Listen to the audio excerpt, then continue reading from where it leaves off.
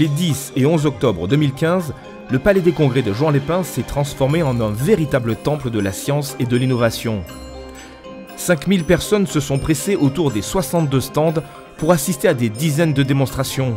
Le Palais des Congrès, qu'on pensait à un moment donné être trop grand, se trouve être trop petit. Donc ça veut dire que l'année prochaine, il y aura encore une belle fête de la science. L'avenir est dans le numérique et que la révolution numérique est en marche et que probablement c'est pour nous tous et pour les Français et pour la Côte d'Azur et Sophia Antipolis une chance de croissance, d'innovation et d'emploi. Pour présenter le savoir-faire des entreprises de Sophia Antipolis, la CASA, avec le concours de Sophia Club Entreprise et le pôle enseignement recherche, a réussi un tour de force. Nous avons réussi de faire en sorte que Sophia vienne dans la ville. Et au-delà, c'est que nous essayons de montrer ce qui se fait sur cette technopole si connue et si riche. Ici, la science devient ludique. Tout ça, c'est du blanc là, c'est de l'ADN. Elle est au service de l'innovation et les applications sont nombreuses. Les visiteurs ont pu assister à des expériences dans les domaines de la santé, de l'enseignement ou encore du numérique.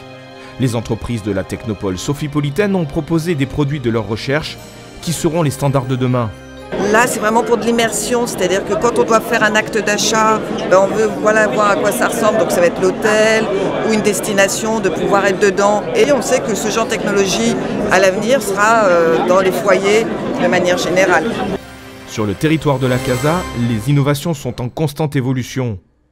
Le rendez-vous est pris pour la seconde édition, encore plus spectaculaire, car ici, à Juan-les-Pins, le futur a déjà commencé.